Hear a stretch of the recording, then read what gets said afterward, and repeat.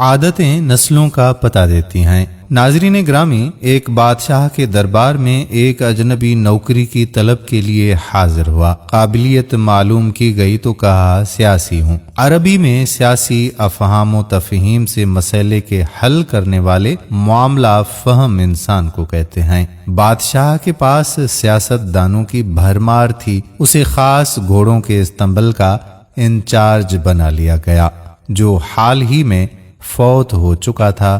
اس کی چارج اس شخص کو دی گئی۔ چند دن بعد بادشاہ نے اس سے اپنے سب سے مہنگے اور سب سے عزیز ترین گھوڑے کے متعلق دریافت کیا۔ اس نے کہا، بادشاہ سلامت، یہ نسلی نہیں ہے۔ بادشاہ کو بڑا تعجب ہوا۔ اس نے جنگل سے سائز کو بلا کر دریافت کیا۔ اس نے بتایا کہ گھوڑا نسلی ہے، لیکن اس کی پیدائش پر اس کی ماں مر گئی تھی۔ یہ ایک گائے کا دودھ پی کر اس کے ساتھ پلا ہے۔ مسئول کو بلایا گیا۔ تم کو کیسے پتا چلا کہ یہ اصیل نہیں ہے؟ اس نے کہا، جب یہ گھاس کھاتا ہے تو گایوں کی طرح سر نیچے کر کے کھاتا ہے، جبکہ نسلی گھوڑا گھاس منہ میں لے کر سر اٹھا لیتا ہے۔ بادشاہ اس کی فراست سے بہت زیادہ متاثر ہوا۔ مسئول کے گھر اناج، گھی، بھنے دمبے اور پرندوں کا اعلیٰ گوشت بطور انعام بھجوا دیا۔ اس کے ساتھ ساتھ اسے ملکہ کے محل میں تعینات کر دیا گیا۔ چند دنوں کے بعد بادشاہ نے مصاحب سے بیگم کے بارے میں رائے مانگی۔ اس نے کہا کہ بادشاہ سلامت، طور و اعتبار تو ملکہ جیسے ہیں، لیکن شہزادی نہیں ہے۔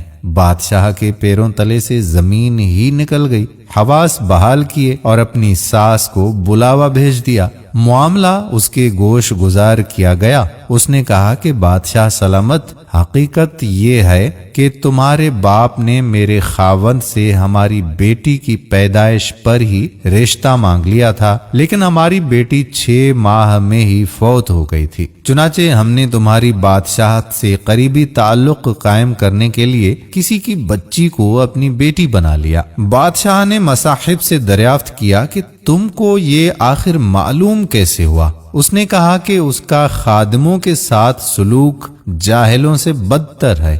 بادشاہ اس کی فراست سے خاصا متاثر ہوا۔ بہت سارا اناج، بھیڑ بکریاں بطور انعام اس کے گھر بھجوا دیے، ساتھ ہی اسے اپنے دربار میں متعین کر دیا۔ کچھ وقت گزرا، مصاحب کو بلایا، اپنے بارے میں دریافت کیا۔ مصاحب نے کہا، جان کی امان چاہتا ہوں۔ بادشاہ نے وعدہ کیا تو اس نے کہا، نہ تو تم بادشاہ زادے ہو، نہ تمہارا چلن بادشاہوں والا ہے۔ بادشاہ کو تاؤ آیا، مگر جان کی امان پہلے دے چکا تھا۔ سیدھا والدہ کے محل میں پہنچا۔ والدہ نے کہا، یہ سچ ہے، تم ایک چرواہے کے بیٹے ہو۔ ہماری اولاد نہیں تھی تو ہم نے تمہیں لے کر پالا پوسا۔ بادشاہ نے مصاحب کو بلایا، پوچھا، بتا تجھے کیسے علم ہوا؟ اس نے کہا کہ بادشاہ جب کسی کو انعام و اکرام دیا کرتے ہیں تو ہیرے، موتی، جواہرات کی شکل میں دیتے ہیں، لیکن آپ بھیڑ بکریاں، کھانے پینے کی چیزیں عنایت کرتے ہیں۔ یہ اسلوب بادشاہ زادے کا نہیں ہو سکتا، کسی چرواہے کے بیٹے کا ہی ہو سکتا ہے۔ تو دوستو، عادتیں نسلوں کا پتہ دیتی ہیں۔ عادات، اخلاق اور طرز عمل خون اور نسل دونوں کی پہچان کرا دیتے ہیں۔ امید کرتے ہیں کہ ہماری آج کی ویڈیو بھی آپ کو ہمیشہ کی طرح پسند ضرور آئی ہوگی۔ اگر ویڈیو پسند آئی ہے تو اپنے دوستوں احباب کے ساتھ شیئر ضرور کیجیے گا۔ آنے والی ویڈیو تک اپنے میزبان قادر بخش کلہوڑوں کو اجازت دیجیے۔ اللہ نگہبان۔